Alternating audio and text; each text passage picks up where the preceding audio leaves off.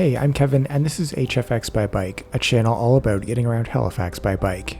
The North End Bikeway is a series of traffic-calm streets running from North End Halifax to the edge of downtown. The entire bikeway wasn't completed as a single project, and it's pretty common on any given summer to see construction crews working on one section or another.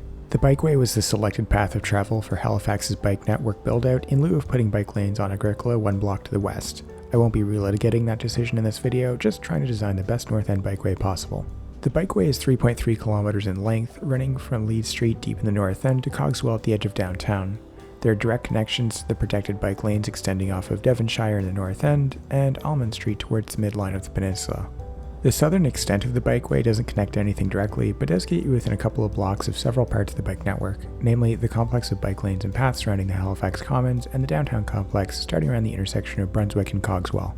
Theoretically, the North End Bikeway would at some point be able to send and receive bike traffic directly to and from the McDonald Bridge once whatever direct pathing project eventually gets designed is completed, although that project has been kicking around in one form or another for over a decade.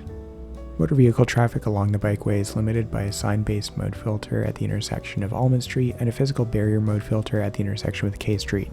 The southern portion of the bikeway doesn't have any mode filters, but mostly seems to keep traffic volumes low simply by virtue of being really inefficient as a path of travel. More on that in a bit. The entire bikeway is covered by traffic calming infrastructure, and speeds along it are generally what you'd hope for the current standards, which is somewhere in the 30 to 40 km per hour range based on traffic studies in the area. That's how the North End Bikeway works. Now, let's list out some of the limitations and what can be done to improve on them.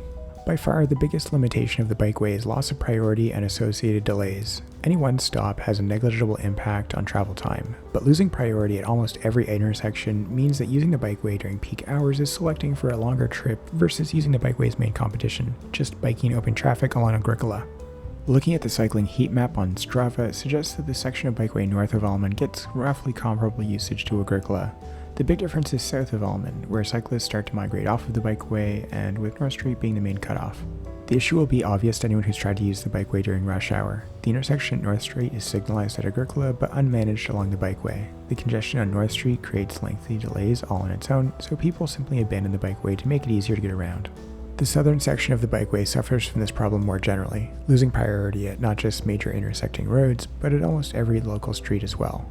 It's much slower, so it gets used less. So we have an overarching problem with the efficiency of the bikeway, particularly at North Street and the section south of it.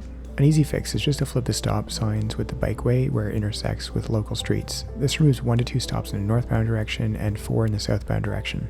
Intersections with major streets need a bit more consideration as we're dealing with actual relevant traffic flows. The biggest pain point is crossing North Street, which functions as somewhat of a moat between the northern and southern sections of the bikeway.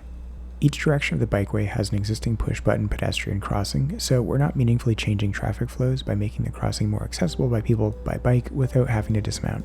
The roadway on each side of the crossing along the bikeway is one way, but still mostly standard width, and so has extra space to facilitate the crossing. The best option is to replicate the automated half signal at Vernon and Coburg on the Vernon Bikeway, where bikes enter a specific space and a sensor can pick them up and change the signal so that they can cross. A bit of a downgrade in my view, but another option to facilitate the crossing is just to place a big button somewhere where cyclists can get to it without having to dismount. We have a system like this available at the Allen and Oxford intersection along the Allen Oak Bikeway, although it does come with the downside of being less accessible, especially during winter. The signal to drivers on North Street could probably use a bit of an upgrade. Currently, they're just ground-level pedestrian beacons, which has the implication that motor vehicle traffic can continue moving as long as they don't see someone actively crossing. This isn't great if we're setting up a system for bikes, as they're going to be emerging from the roadway somewhat faster and less visibly than pedestrians already on the curb. So the signal should probably be upgraded to a full red light for the crossing just to clarify the desired driver behavior. The same logic applies in crossing the other major roads along the bikeway, although they vary substantially in how much delay they actually cause.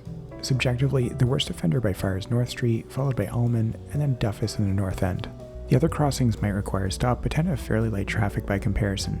So light that if a person really wanted to improve efficiency along the bikeway, they might just flip the stop signs at lower traffic intersecting major roads like Kennard K or Nor Bernard.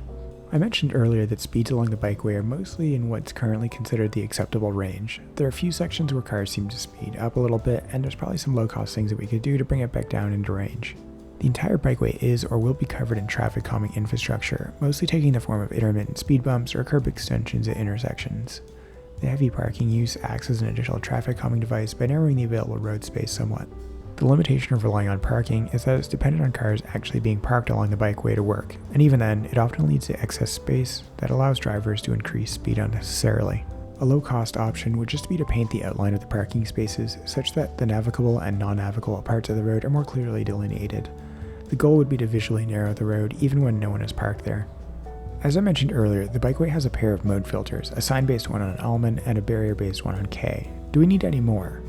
I don't really see the need based on the city's traffic data. Most of the southern section of the bikeway has between 600 to 1,000 total cars per day. That's generally what you'd expect from a functional bikeway.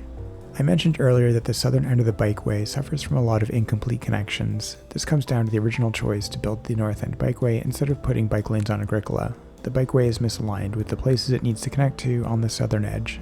The single biggest bang for our buck is just to connect the bikeway to the existing bike lanes on North Park Street via Cunard. There's less than 200 meters from the roundabout to the furthest away portion of the bikeway on Crichton. Cunard between the bikeway and the roundabout is 12 meters wide on average, so adding bike lanes while maintaining 2 lanes of traffic is doable. Depending on the configuration, it's possible to keep parking on one side of the street, although not both. Running the bike lanes up this section of Cunard has some downstream consequences for how the roundabout needs to work, but I went over that when I did Let's Fix videos for the Commons, and I won't rehash it here. That runs through some of the ways to improve the North End Bikeway. Let me know in the comments which parts you like and which you think could be better. Thanks for watching through to the end of the video. Be sure to hit the like button and subscribe to the channel for more videos all about getting around Halifax by bike. That's it for this one. As always, thanks for watching and see you next time.